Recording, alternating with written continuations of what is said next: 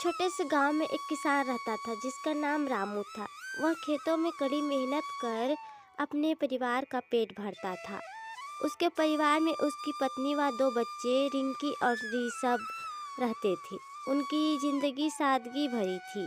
रामू बहुत ही ईमानदार था। उसकी इस ईमानदारी की चर्चा पूरे गांव में होती थी। उसी गांव में एक धनवान जमींदार रहता था। एक दिन जमींदार के घर चोरी हो गई। उनका सोने का हार और कुछ पैसे चोरी हो गई। पूरा गांव इकट्ठा हुआ और बिना कोई सबूत के जमींदार ने रामू को चोर ठहराया। जमींदार जी, मैंने कोई चोरी नहीं की। मैं तो साधारण किसान हूँ जो अपनी मेहनत की कमाई से ही खुश हूँ। जमींदार बोला, तुमने ही मेरे घर पर चोरी की है।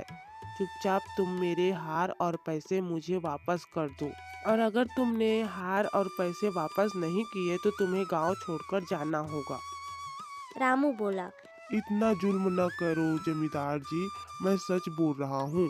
मैंने कोई चोरी नहीं की है। मेरी बातों का विश्वास करें। पंचायत ने रामू की बातों को सच तो माना, पर सबूत न मिलने के कारण पंचायत भी क्या ही कहे। साथ ही जमींदार का ऑरा ज्यादा बड़ा था। पंचायत ने कहा, रामू, या तो तुम जमींदार के रुपये गहने वापस करो या फिर गांव छोड़कर जाओ। मेरी बातों का भरोसा करें, मैंने कोई चोरी नहीं की है। आप सबको पता है, मुझे इस गांव में रहते हुए इतने साल हो गए, मेरी कभी शिकायत नहीं आई थी। आप मेरा भरोसा करें। मुखिया जी, मैं अपने छोटे छोटे बच्चों को लेकर कहाँ जाऊँ? रामू के इस विनती भरी बातों का कोई तवज्जो नहीं था। अंत में रामू को गांव छोड़कर जाना पड़ा। रामू गांव छोड़कर शहर गया। वहां मेहनत कर अपनी इज्जत कमाई, लेकिन उसका दिल गांव के उस आरोप से भारी था। कुछ सालों बाद गांव में एक नई पंचायत बनी। उसी दौरान ठाकुर साहब के बेटे ने शराब के नशे में कबूल किया कि उसने ही अपने पिता के गहनों व पैसों की चोरी की थी। पूरा पंचायत स्तब्ध था।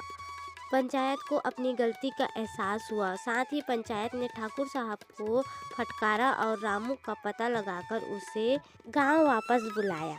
जब रामू गांव वापस आया तो पूरे गांव के सामने जमींदार ने रामू से माफी मांगी। रामू ने जमींदार से कहा, जमींदार जी, ईमानदारी का प्रमाण देना कठिन है, पर सच कभी छुप नहीं सकता। जमींदार ने रामू के इस बात का कोई जवाब नहीं दिया। रामू ने गांव लौटकर अपना जीवन फिर से शुरू किया। लोगों को सिखाया कि बिना सबूत के किसी पर दोष मढ़ना कितना गलत है।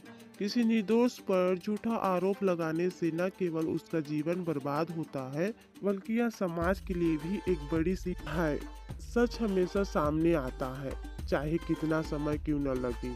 हमारी कहानी पसंद आई हो तो लाइक, कमेंट और सब्सक्राइब करें।